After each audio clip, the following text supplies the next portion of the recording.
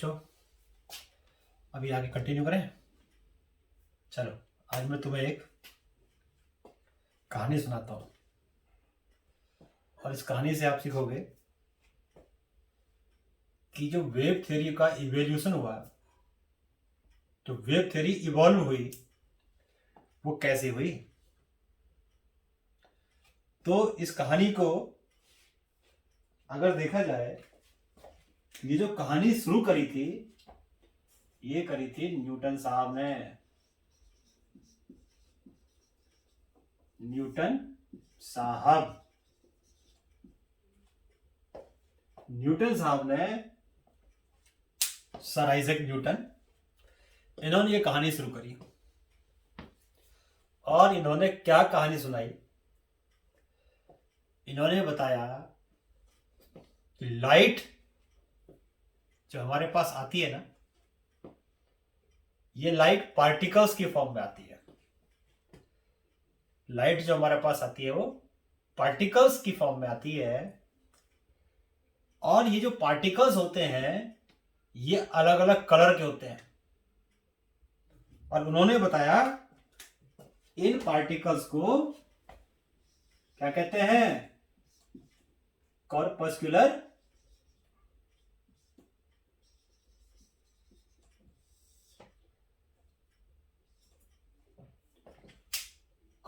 कहते हैं। और ये जो पार्टिकल्स होते हैं, ये अलग अलग कलर के होते हैं। जैसे एक रेड कलर की लाइट है, रेड कॉर्पस्कुलर के पार्टिकल प्रोड्यूस करेगा। ब्लू कलर है तो ब्लू कलर के कॉर्पस्कुलर प्रोड्यूस करेगा। भाई, मुझे तो ये समझ नहीं आया कि इन्होंने ये नाम इतना मुश्किल क्यों रखा। तो आसान से रख देते यार, बोलने में आसानी होती। तो इन्होंने एक थियरी प्रपोज करी जिसको हम क्या कहते हैं? कॉर्पस्कुलर थियरी कहते हैं। यानी कि corpuscular theory of light. Theory of light.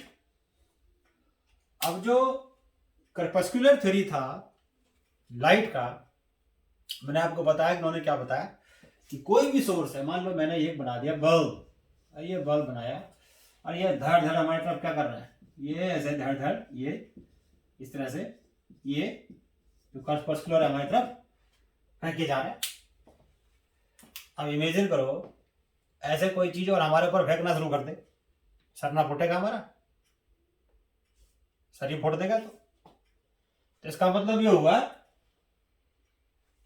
भाई पार्टिकल है तो कुछ मास होगा। न्यूटन ने कहा नहीं, ये जो मैंने पार्टिकल बताया उसका कोई मास नहीं है, तभी तुम्हारा सर नहीं फूटता।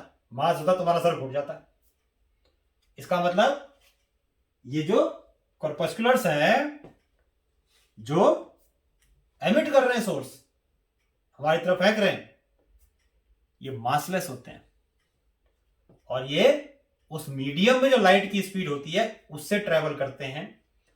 अलग अलग कलर्स की लाइट अलग अलग कलर के कॉर्पस्कुलर प्रोड्यूस करते हैं जो हमारी तरफ आते हैं। और इस बेसिस पे उन्होंने क्या करा? इस बेसिस पे उन्होंने लॉ ऑफ रिफ्लेक्शन प्रूव कर दिया, समझा दिया अच्छे से। भाई, न्यूटन का ऑरा ही इतना बड़ा था कि जो भी उन्होंने कह दिया तो मतलब प्रखंड सत्य है, वो गलत नहीं हो सकता। वो मानना सबने शुरू कर दिया कि उन्होंने कहा कि रिफ्लेक्शन जो होता है वो कॉर्पस्कुलर और सरफेस के बीच का इलास्टिक कोलिजन होता है। इलास्टिक कोल्यूजन होता है, सरफेस से कोलाइड करता है और रिबाउंस कर जाता है। लॉ ऑफ रिफ्लेक्शन भी प्रूव कर दिया, जितने एंगल पे आएगा उतने एंगल पे जाएगा। तो ये इलास्टिक कोलिजन की वजह से ऐसा हो रहा है, मान लिया। चलो, उसके बाद उन्होंने ये कहा जो लॉ ऑफ रिफ्रैक्शन है वो भी मेरे लॉ के हिसाब से ठीक बैठता है, बिल्कुल फिट है। उन्होंने कहा कि लाइट जब एक मीडियम से दूसरे मीडियम में जाती है तो नॉर्मल की तरफ बेंड कर जाती है। क्यों? क्योंकि अलग अलग मीडियम में लाइट की स्पीड अलग अलग होती है। अब यहां के पेच गया फंस।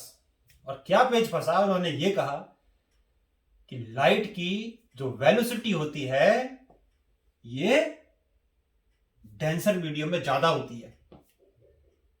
अब यहां पर पेच फंस गया। और आपको पता है ये जो थियरी दी थी जिसको कि हम कॉर्पस्कुलर थ्योरी कहते हैं, ये न्यूटन साहब ने हमें बताई थी लगभग 1704 में, 1704 में उन्होंने अपनी थ्योरी दी। और उन्होंने लास्ट में फिर ये कहा कि भाई ये जो कॉर्पस्कुलर्स होते हैं ये तो डेंसर मीडियम इनकी स्पीड ज्यादा होती है, रेयर स्पीड में इनकी कम कम होती है। अब यहाँ के पेच इसलिए फंसा कि इसके लगभग 150 साल बाद यानी कि 1850 में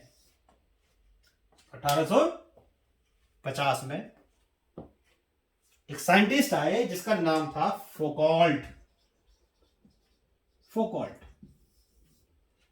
अब फोकॉल्ट ने क्या कहा?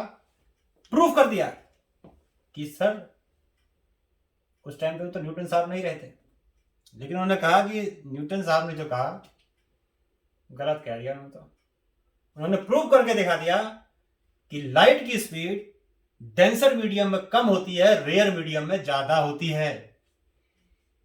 तो इसका मतलब जो न्यूटन साहब ने कहा कुछ ना कुछ तो उसमें गड़बड़ है, पेच फंस गया वहां पर आकर के। अब देखो इससे भी बड़ी एक इंटरेस्टिंग चीज आती है कि जिस टाइम पे न्यूटन साहब थे वे ब्रिटिश थे, और ब्रिटिश आपको पता ही है कितने फेमस थे उस टाइम, पूरे वर्ल्ड पर उनका ही कब्जा था। तो साइंस पर न्यूटन साहब का ही कब्जा था पूरा, ये मान लो उस टाइम। तो उन्होंने क्या कहा उससे, अच्छा एक चीज और मैं क्या बता रहा था कि बैक ट्रैक में एक और कहानी चल रही थी, और वो कहानी चल रही थी किसकी? उस कहानी के सूत्रधार थे हाइगन्स साहब।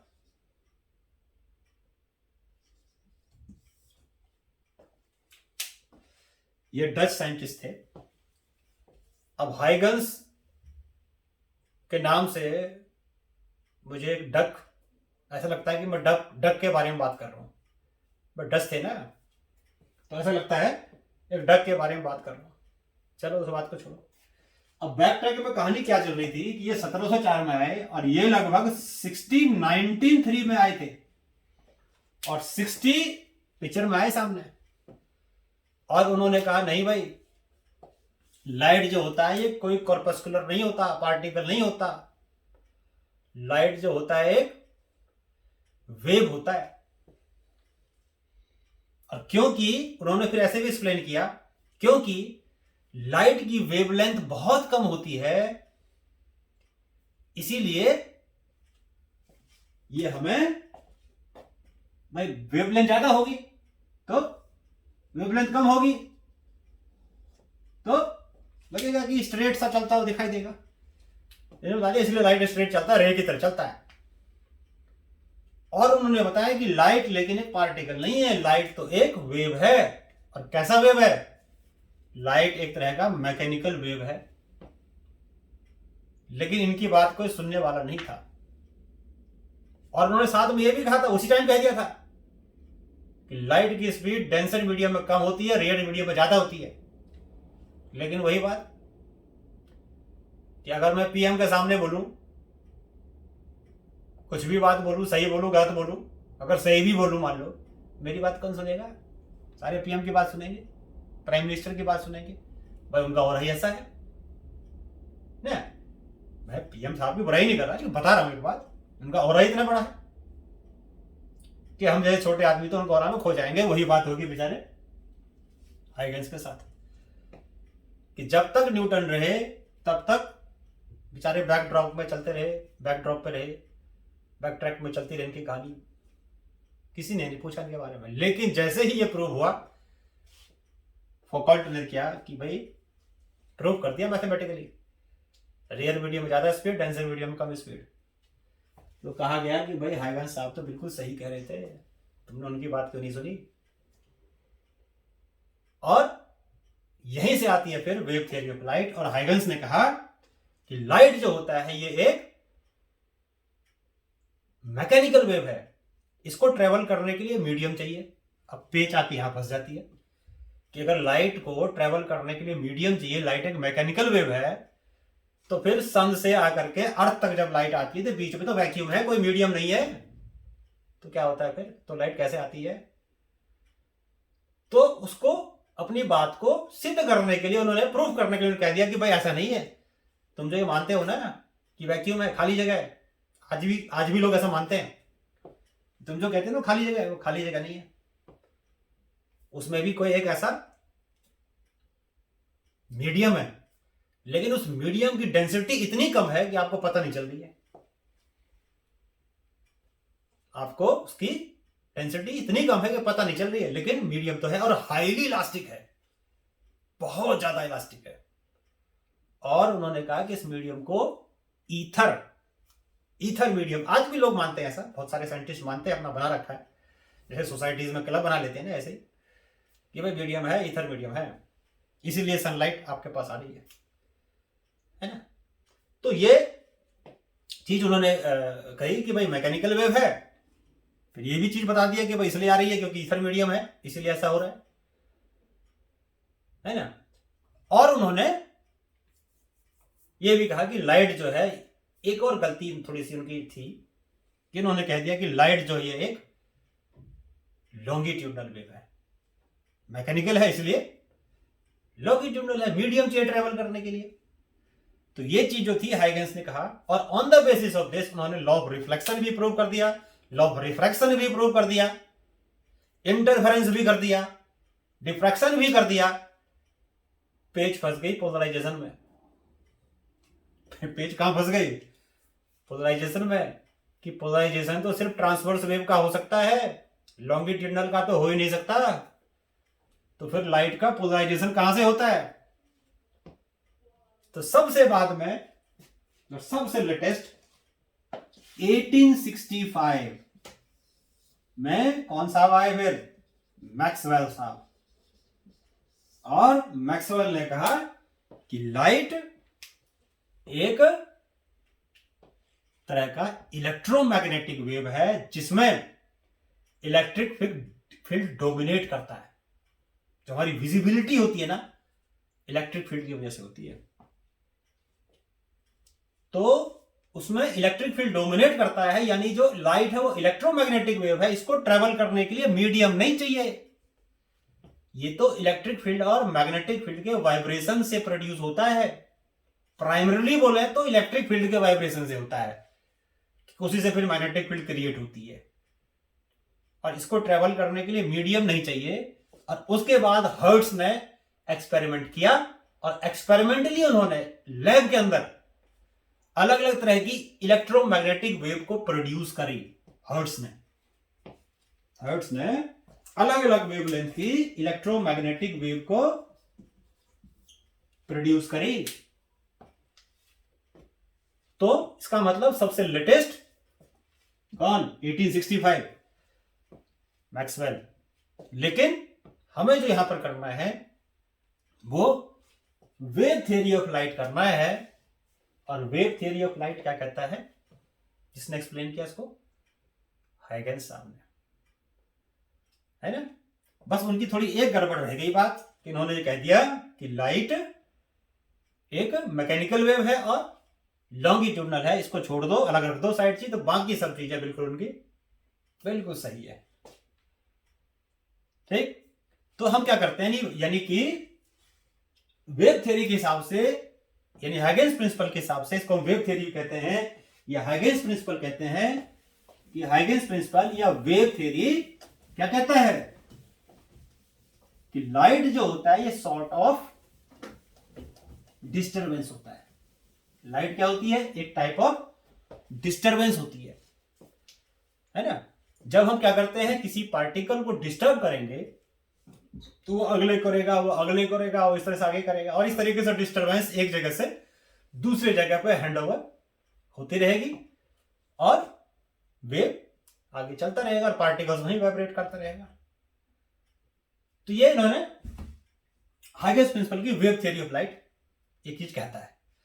अब देखो इसमें हमें जो करना है वो है हमारा postulates of Huygens principle. Postulates of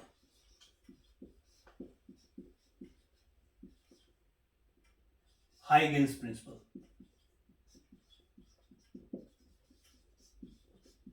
postulates of Huygens principle क्या है? एनसीईआरटी वगैरह देखोगे तो ऐसे लिखा हुआ है। ये क्या कहता है पोस्टुलेट्स?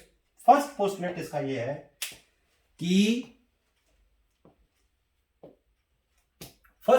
इसका ये है कि अगर हम मान लो कोई भी एक वेव फ्रंट कंसीडर करते हैं, पहले इसको स्टेटमेंट लिख देते हैं, every point on the given wave front, every point on the given wavefront act as a fresh source of disturbance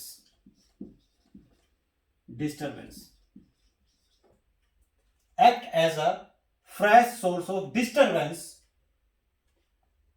which travel in all direction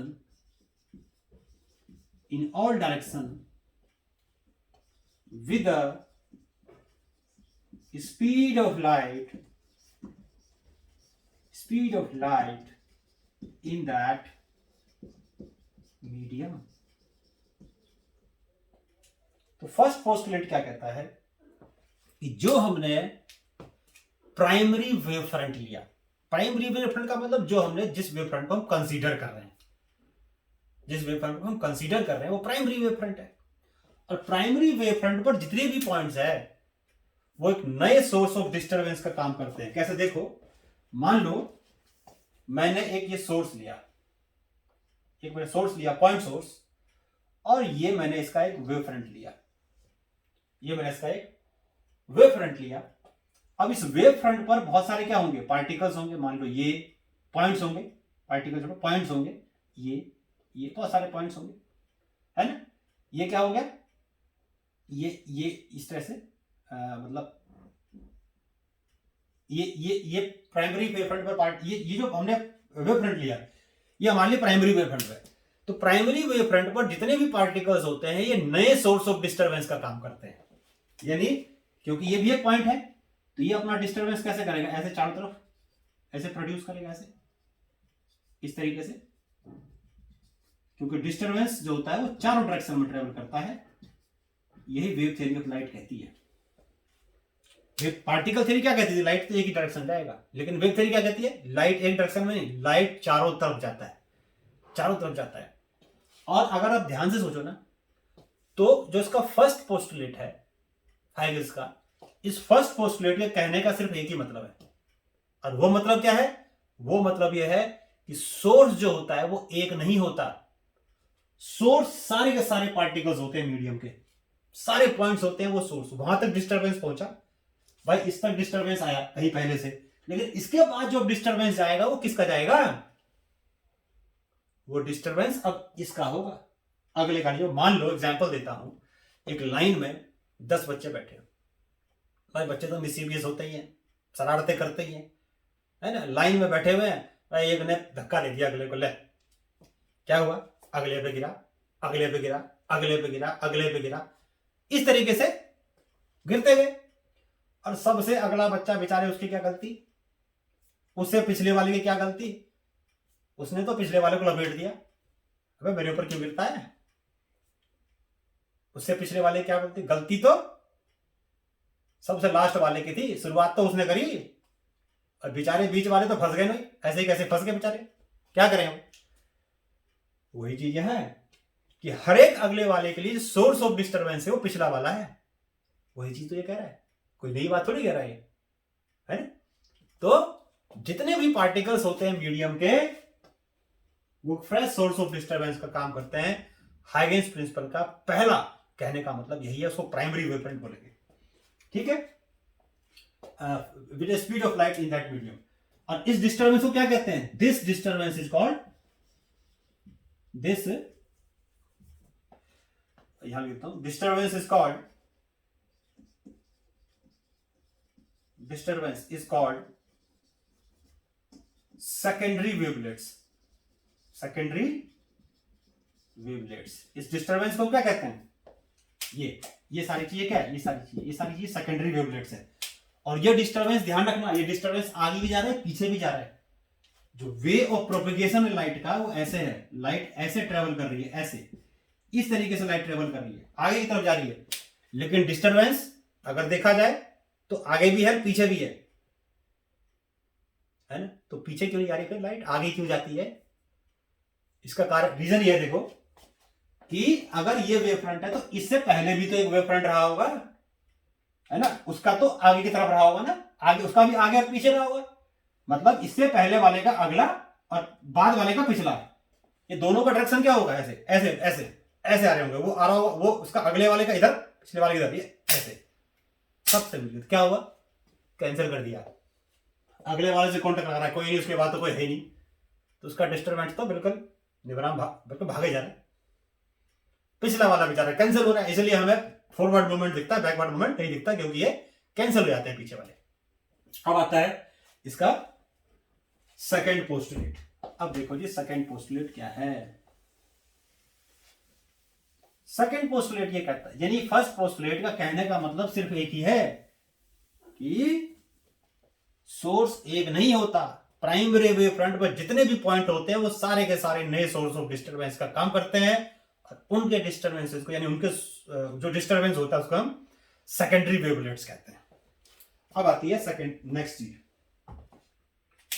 कि अ सरफेस, सेकंड पोस्टुलेट क्या है? A surface touching these wavelets in forward direction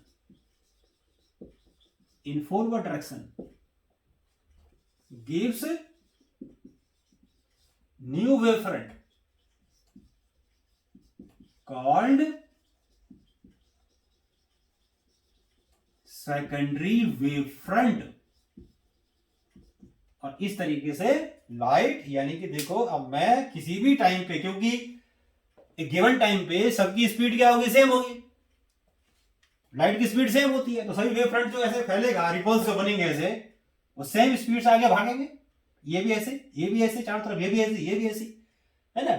तो किसी एक particular time पे सभी wave front यानी wavelets का साइज क्या होगा? सेम होगा। और साइज अगर सेम हुआ तो अगर मैं मान लो क्या करता हूं, एट एनी टाइम इस पर एक ऐसे सबके ऊपर एक टेंजेंट ड्रॉ कर देता हूं ऐसे। तो ये पहले वाला था, ये पहले वाला था। अगर मैं अब इसके ऊपर टेंजेंट ड्रॉ कर देता हूं, ये क्या है? अब ये हमारा सेकेंडरी वेव फ्रंट है।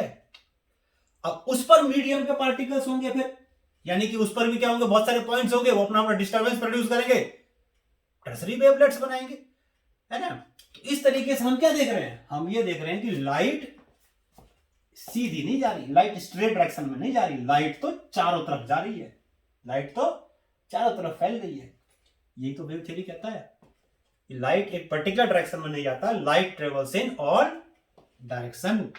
और दूसरी चीज कि जो मीडियम के पार्टिकल्स होते हैं ये एक नए सोर्स का काम करते हैं।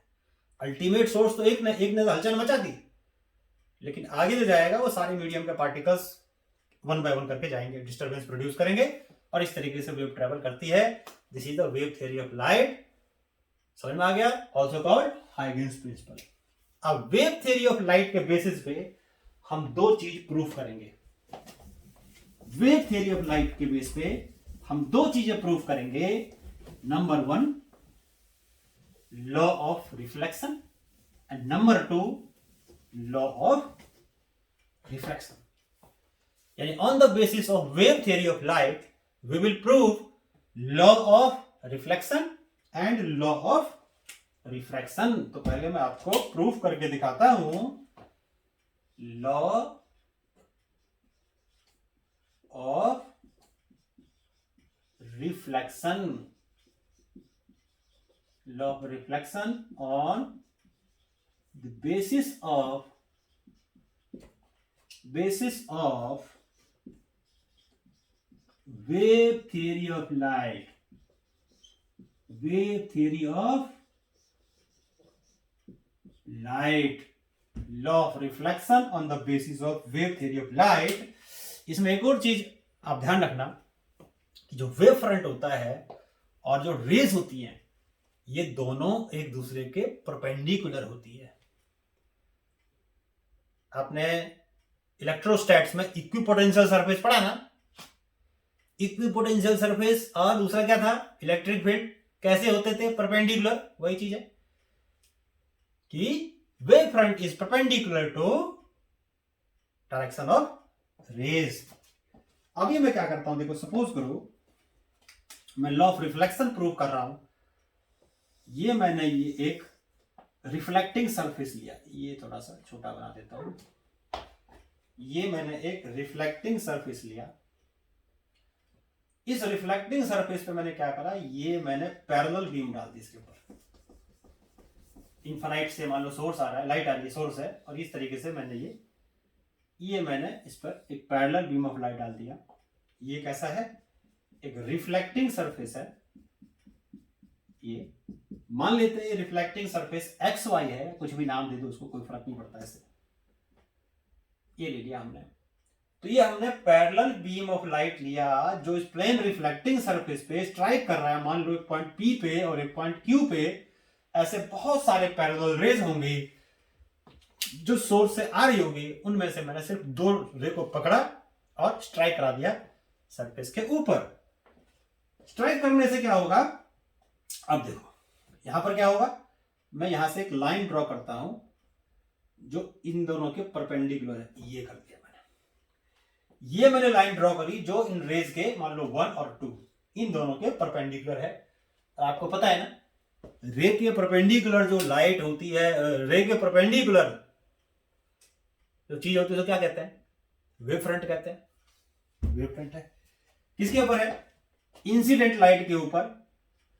इसीलिए इसको हमने क्या बोल दिया,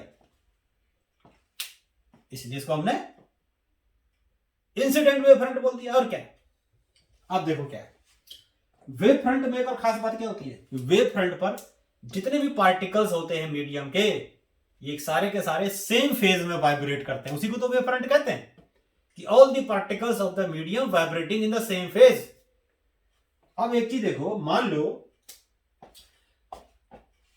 टी टाइम 0, जब हमने मान लिया टी इक्वल टू 0, उस टाइम पे ये जो रे आ रही थी इसने यहां स्ट्राइक करी, ये पी पॉइंट पे स्ट्राइक किया, ठीक है। उसी टाइम पे ये आर पे जो पार्टिकल होगा मीडियम का, उसको भी डिस्टरबेंस उसी टाइम मिलेगी, तभी तो एक साथ वाइब्रेट करेंगे, बोलेंगे सेम फेज में है ना। तो टी इक्वल टू 0 पे पी पे जब डिस्टरबेंस होगा उसी टाइम टी इक्वल टू 0 पे डिस्टरबेंस आर पर भी आएगा, तभी वेव फ्रंट एक वेव फ्रंट पे एक साथ डिस्टरबेंस आता है। अब देखो मान लिया टी टाइम बाद डिस्टरबेंस आर से क्यू पॉइंट पे गया, आर से क्यू पॉइंट पे गया, ये इंसिडेंट रे के लिए था। तो आर से क्यू का डिस्टेंस कितना होगा, आर से क्यू का डिस्टेंस होगा v into t. What is v, where v is the velocity of light in the medium. तो t वो टाइम हो गया जितने टाइम में मैंने माना ये डिस्टरबेंस r से q पे गया। तो ये क्या है, लेट, ऐसे लिख देते हैं, सपोज करो ऐसे, let t is the time in which disturbance मतलब वेव, एक ही बात है, disturbance travel from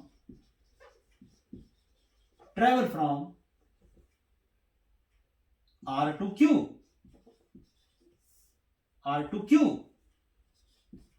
then RQ will be V into T, where V is the speed of light in the medium.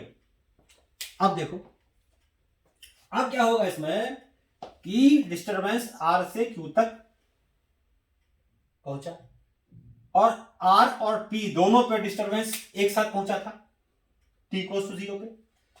अब जितनी देर में यहां से यहां तक पहुंचेगा उतनी ही देर में लाइट रिफ्लेक्ट होकर यहां से ऊपर चली जाएगी ना, जाएगी रिफ्लेक्ट होकर। कितना चलेगी? जितनी देर में यहां से यहां तक गया उतनी ही देर में देखते हैं ये कितना जाएगा। तो क्योंकि एक मीडियम में लाइट की स्पीड सेम होती है तो इसका मतलब ये हो गया जो लाइट यहां से रिफ्लेक्ट होगी वो भी टी टाइम में सेम डिस्टेंस ही ट्रेवल करेगी, नहीं करेगी? कितना करेगी? अब लिखेंगे इन the same time disturbance travel by reflected light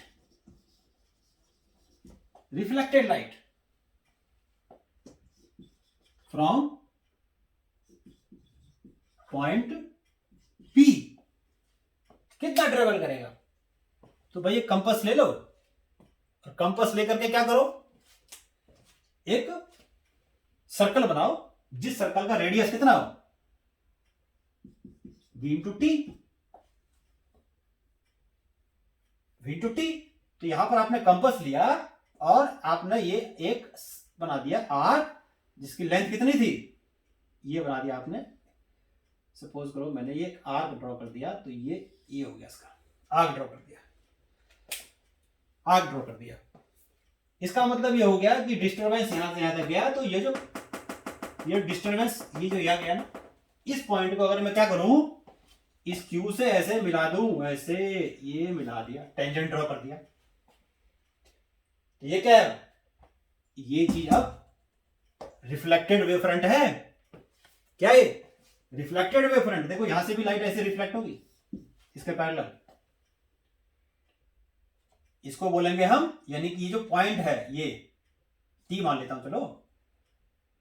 तो QT क्या है? तो क्या करेंगे इसमें, कंपास लेंगे और P को सेंटर मान करके एक आर्क ड्रॉ करेंगे जिसकी लेंथ कितनी होगी C into V into T के इक्वल। तो क्या लिखोगे, take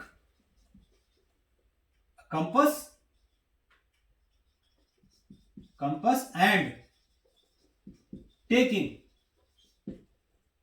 P as center draw circular arc अब सर्कुलर ही आएगा वो, of radius कितना C into T, of radius C into T, it intersect reflected ray at T, फिर क्या करोगे, join T with Q,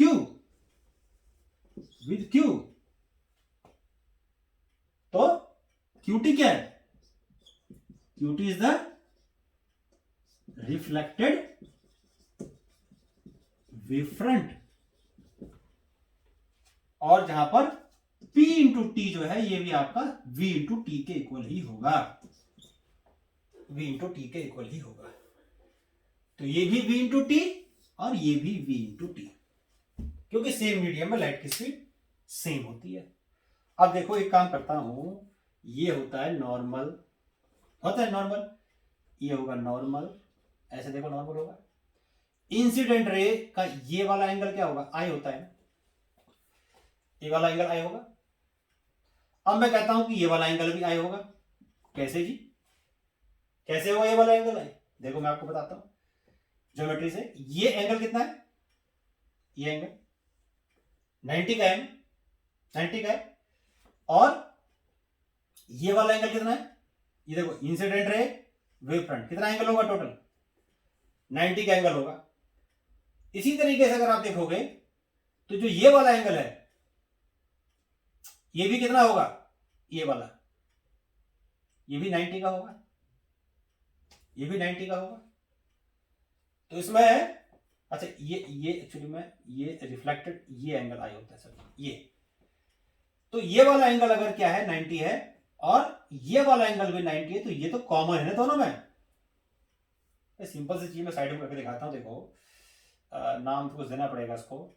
जैसे ये तो ऐसा समझ लो ये प्लस ये हो गया 90 और इसमें ये पूरा हो गया 90, ये पूरा हो गया 90। ये नॉर्मल है ना, नॉर्मल साथ जो एंगल होता है 90 का होता है। तो अगर आप देखो तो इस वाले में और ये चीज दोनों में कॉमन आ रहा है, तो इसका मतलब क्या हुआ, इसका मतलब ये हुआ कि ये जो लिया मैंने ये वाला और ये वाला कौन सा ट्रायंगल, ये इनसे 2PR में ये आई प्लस कुछ भी मान लो उसको थीटा मान लेते, चलो देखो आई प्लस थीटा क्या होगा 90 हो गया ना, थीटा प्लस आई, फिर यहां पर क्या है ये भी तो 90 है, 90 है ना। तो इसका मतलब ये थीटा, इसको आई को लिखो, मैं इसको प्रूव करना है मुझे। तो ये वाला एंगल चलो मैं कुछ भी लिख देता हूं, थीटा प्लस फाइव लिख देता हूं। तो थीटा प्लस फाइव कितना हो जाएगा, ये भी तो 90 होगा, इसको इक्वेट कर दोगे, थीटा थीटा कट गया तो आई इक्वल टू फाइव आ गया, आई इक्वल टू फाइव आ गया। इसका मतलब जो ये वाला एंगल है ये भी आई ही है। तो इंसिडेंट वेव फ्रंट जो सरफेस के साथ एंगल बनाता है वो भी आई होता है। इसी तरीके से यहां भी हम कर सकते हैं कि जो रिफ्लेक्टेड वेव फ्रंट है ये जो सरफेस के साथ एंगल बनाएगा ये आर होगा, क्योंकि ये भी एंगल इसमें आर होता है, रिफ्लेक्टेड एंगल। और हमें यहां पर प्रूफ क्या करना है लॉ ऑफ रिफ्लेक्शन में कि I equal to R, I equal to R. जो इंसिडेंस एंगल होगा वो रिफ्लेक्टेड एंगल के इक्वल होएगा। This is law of reflection. तो ट्राइंगल कौन कौन से लेते हैं देखो, आर पी और Q and triangle T Q P. एक हमने लिया कौन सा, आर पी क्यू। फिर हमने क्या लिया, ट्राइंगल टी क्यू पी। दोनों सिमिलर है, कैसे देखो, ये एंगल 90 का है, ये एंगल 90 का है ना, और यानी कि angle P R Q equal है angle P T Q equal है, दोनों 90 डिग्री का है। और दूसरी चीज जो आर क्यू है, आर क्यू ये इक्वल है पी टी के, दोनों इक्वल था बी इंटू टी के। और जो पी क्यू है वो दोनों में कॉमन है, तो क्या बोलते हैं, right angle hypotenuse side, RHS theorem. तो by RHS theorem, what is RHS, right angle hypotenuse side, RHS theorem, triangle R P Q congruent हो गया ट्राइंगल टी क्यू पी के। तो देयरफॉर इसका जो करस्पॉन्डिंग एंगल होगा वो दोनों इक्वल होगा। तो angle I equal to angle R, ये इसका करस्पॉन्डिंग एंगल है। This is law of reflection. तो ये हमने लॉ ऑफ रिफ्लेक्शन लिया। दूसरी चीज हम ये भी कह सकते हैं इसका, अगर देखो कि हम कहते हैं कि इंसिडेंट लाइट, रिफ्लेक्टेड लाइट और should light in the same plane, तो उसको हम ऐसे कर सकते हैं। देखो ये एक्चुअली भैया 2D डायग्राम है, लेकिन अगर आप 3D डायग्राम देखोगे तो ये जो सरफेस है ना ये ऐसा होगा, ऐसा यानी लाइट भी ऐसी होगी, है ना, यानी सरफेस होगा ऐसा और नॉर्मल होगा ऐसा और लाइट होगी ऐसी। तो इसका मतलब क्या हुआ कि अगर मैं देखूं तो सरफेस किस तरह से आएगा, देखो ना, सरफेस जो आएगा ये इस तरह से आएगा, ये ऐसे होगा सरफेस, तभी तो लाइट स्ट्राइक करेगी और जाएगी ऊपर ऐसे। तो ये चीज जो है सरफेस के परपेंडिकुलर है, ये चीज जो है सरफेस के परपेंडिकुलर है ना। इसका मतलब ये चीज और ये चीज क्या हो गया, और ये जो रिफ्लेक्टेड लाइट हो गया, ये इस सरफेस के परपेंडिकुलर होंगे, यानी इसके परपेंडिकुलर जो होंगे तो इसका मतलब आपस में तो पैरेलल ही होंगे, ये सेमी प्लेन में होंगे। तो इसका मतलब जो नॉर्मल हुआ और इंसिडेंट हुआ और रिफ्लेक्टेड लाइट हुआ, सारे सारे एक ही प्लेन में होते हैं। तो this is called law of reflection. अब आता है दूसरी चीज, law of refraction. Law of refraction, तो अब हम करते हैं लॉ ऑफ रिफ्रैक्शन, बिल्कुल ऐसे ही है। लॉ ऑफ रिफ्रैक्शन, तो लॉ ऑफ रिफ्रैक्शन क्या कहता है,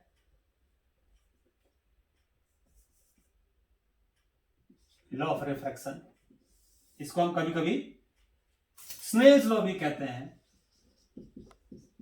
स्नेल्स लॉ, वो चीज क्या है देखो, मान लो मैंने वही चीज एक रिफ्रैक्टिंग सरफेस लिया, ये मैंने दो इंसिडेंट रेज लिए, these are the incident rays, ये मैंने इंसिडेंट रेज लिए, parallel rays, striking on the plane refracting surface XY surface पे पड़ रही है 1 और 2, और एक मीडियम से दूसरे मीडियम में जा रही है, तो इस तरीके से ये बेंड हो जाएगी, टुवर्ड्स द नॉर्मल आ जाएगी। यही हमें प्रूव करना है, स्नेल्स लॉ प्रूव करना है। तो अगर मैं क्या करता हूं, वही चीज पॉइंट ले लेता हूं, इसको सपोज करो ये मैंने ए ले लिया, इसको मैंने बी ले लिया, तो क्या होगा, ये नॉर्मल चलो हम बाद में ड्रॉ कर देंगे। अभी हम क्या करते हैं, एक लाइन ड्रॉ करते हैं यहां से जो इन दोनों के परपेंडिकुलर है, एक लाइन ड्रॉ करते हैं जो इन दोनों रे के परपेंडिकुलर है। और टी, वही सेम चीज जो पहले बताया, टी इक्वल्स टू 0 पे मान लो ए पे लाइट था, तो उसी टाइम पे जो डिस्टर्बेंस यानी कि लाइट है, ये वेव फ्रंट, रे के परपेंडिकुलर क्या होता है, वेव फ्रंट, उसी टाइम पे यहां वाला पार्टिकल सी पे है और ए और सी पे पार्टिकल सेम फेज में क्योंकि वाइब्रेट कर रहा है, इसका मतलब दोनों जो वाइब्रेशन स्टार्ट करेंगे वो सेम टाइम पे स्टार्ट करेंगे, क्योंकि ए और सी एक ही वेव फ्रंट के ऊपर है। अब ये मान लेता हूं मैं कि टी टाइम बाद डिस्टर्बेंस सी से बी पे आ गया, जैसे अभी मैंने रिफ्लेक्शन में बताया था, बिल्कुल सेम। तो let in time t disturbance travel from C to B, C to B, तो नेचुरल सी बात है CB कितना हो जाएगा फिर V1 इंटू टी, मैंने मान लिया कि V1 इज द, ये मीडियम 1 ये मीडियम 2, V1 क्या है, speed of light, speed of light in medium 1 CB। अब मैं क्या करूंगा, यहां पर अब सेकेंडरी वेव फ्रंट ड्रॉ करूंगा। अब सेकेंडरी वेव फ्रंट में देखो क्या होगा, सेकेंडरी वेव फ्रंट यहां पर दूसरे मीडियम में होगा क्योंकि लाइट में रिफ्रैक्शन हो रहा है। और आपको एक चीज पता है कि अलग अलग मीडियम में जो लाइट की स्पीड होती है वो अलग अलग होती है, रिफ्लेक्शन में ऐसा नहीं था। तो यहां पर क्या होगा, मैं मान लो एज्यूम कर लू उधर कि जितने टाइम में डिस्टर्बेंस सी से बी टाइम पे पहुंचा एक मीडियम में, और डिस्टेंस उसने कवर किया सी इंटू बी के इक्वल, उतने ही टाइम में डिस्टर्बेंस दूसरे मीडियम में अलग डिस्टेंस ट्रेवल करेगा। क्यों? क्योंकि अलग अलग मीडियम में लाइट की स्पीड अलग अलग होती है। तो अब हम दूसरे मीडियम में उतने ही टाइम में रिफ्रैक्टेड रे कितना डिस्टेंस ट्रेवल करेगी वो पता करते हैं। तो उसके लिए हम क्या करेंगे, टी हमने टाइम लिया और let v2 is the speed of light in another medium, तो दूसरे मीडियम में डिस्टर्बेंस ने कितना ट्रेवल किया सेम टाइम में, v2 इंटू टी। तो क्या लिखेंगे, यहां लिखते हैं देखो, in the same time, in the same time disturbance, disturbance मतलब wave, disturbance travelled by, in the same time disturbance नहीं distance, distance travelled by wave in medium to medium में लाइट कितना डिस्टेंस ट्रेवल करेगी, that will be v2 into T. ये v2 into T के equal हो जाएगा, क्योंकि v2 हमने स्पीड ऑफ लाइट ले लिया, लिख देते हैं। v2 क्या है, speed of light in medium two में लाइट की स्पीड हमने v2 एज्यूम कर ली। अब देखो क्या है, अब क्या करना, वही काम करना है आपने पहले क्या था, कंपास लेना है और कंपास में क्या करना है, एक डिस्टेंस फील करना है v2 इंटू टी के इक्वल, और क्या कर देना है, ए को सेंटर लेकर के एक यहां पर आर्क ड्रॉ कर देना। ये मैंने आर्क ड्रॉ कर दिया मान लो, और फिर क्या करना है, इसको इससे ऐसे ज्वाइन कर देना है। तो ये जो आपका पॉइंट हो गया, कुछ भी मान लेते हैं, डी मान लेते हैं इसको। तो क्या करेंगे, क्या लिखेंगे, take a compass and draw a circular arc of radius v2 into t, taking a as center,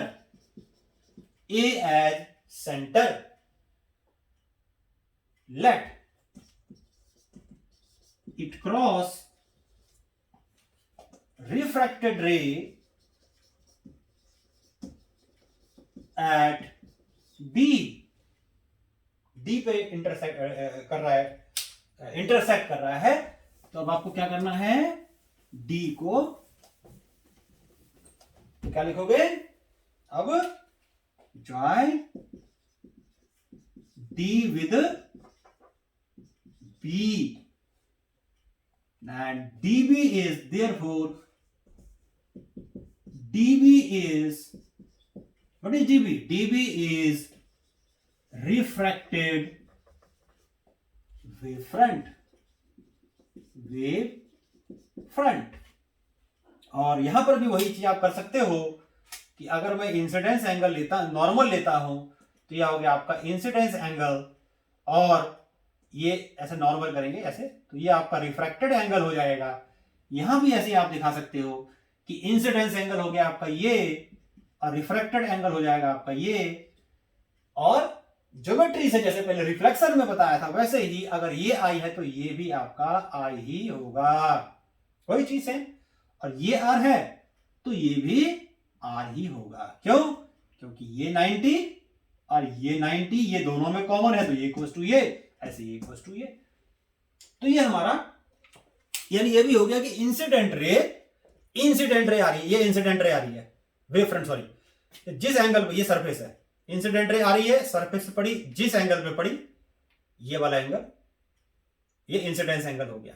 फिर ये लाइट ऐसे, ये रिफ्लेक्टेड वेव फ्रंट ऐसे जा रही है, यहां से ऐसे जा रही है दूसरे मीडियम में मान लो, तो जिस एंगल पे जा रही है, ये जिस एंगल पे थी ये, वो एंगल हो गया हमारा रिफ्रैक्टेड एंगल।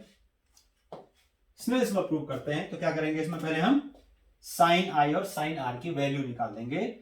तो ट्रायंगल कौन सा लोगे, ए सी बी में साइन आई कितना हो जाएगा, साइन आई हो जाएगा आपका परपेंडिकुलर अपॉन हाइपोटेनियस, तो C B upon A B, C B आपको याद होगा लिखा था v1 into T upon A B, ये साइन आई हो गया।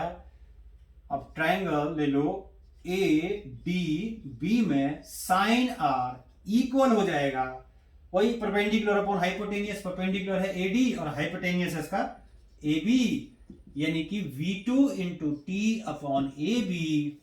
उसके बाद क्या करोगे आप, इसको डिवाइड कर दोगे, साइन आई को साइन आर से डिवाइड कर दोगे, साइन आई को साइन आर से डिवाइड कर दोगे, डिवाइड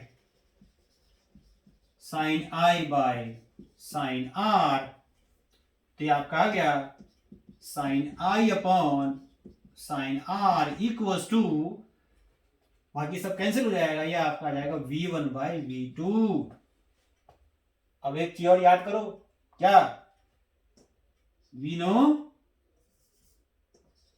वी नो कि जो म्यू होता है ये तो सी बाई वी होता है, सी बाई वी। तो इसका मतलब म्यू मतलब रिफ्रैक्टिव इंडेक्स। तो अगर मैं ऊपर वाले मीडियम की बात करूंगा 1 की, तो 1 के लिए क्या हो जाएगा, 1 के लिए हो जाएगा आपका sine I upon sine R. V1 के लिए हो जाएगा सी बाय म्यू 1, ये हो जाएगा सी बाय म्यू 2। अलग अलग मीडियम में सी बाई भी, ये चीज मैंने यूज कर लिया इसमें। ऊपर का रिफ्रैक्टिव इंडेक्स म्यू 1, दूसरे का म्यू 2, तो क्या हो गया, सी से सी कैंसिल आ गया, हमारा आ गया म्यू 2 बाय म्यू 1। तो इसको हम कैसे पढ़ेंगे, अब इसको हम पढ़ेंगे sine I upon sine R equals to refractive index of 2 with respect to 1। क्या बोलोगे, refractive index of 2 with respect to 1, with respect to 1। तो ये हो गया Snell's law, also called law of refraction. Snell's law या law of refraction. तो ये हमने on the basis of wave theory क्या प्रूव किया, law of refraction and law of reflection, Huygens principal को बेस करके। इससे पहले कहानी सुनाई, वो भी आपको समझ में आई होगी। आज का लेक्चर थोड़ा लेंदी था क्योंकि मैंने सोचा कि वेव थ्योरी और ये दोनों एक साथ ही कर दिया जाए, इसीलिए थोड़ा हो सकता है कि ये लेक्चर थोड़ा लंबा लगा हो आपको, लेकिन उम्मीद करता हूं कि पसंद आया होगा। और पसंद आया है तो क्या करना है, लाइक करना है, सब्सक्राइब करना है, शेयर करना है, खुद भी सीखना है, दूसरों को भी सिखाना है। और अगले लेक्चर में आएंगे कुछ अब हम नए टॉपिक को लेकर के, और इसके बाद जो वेव ऑप्टिक्स का नया टॉपिक है वह है डायफ्रैक्शन। तो अब हम नेक्स्ट लेक्चर में शुरू करने करेंगे डायफ्रैक्शन ऑफ लाइट। तो आज के लिए हम इतना ही रखते हैं, गुड बाय।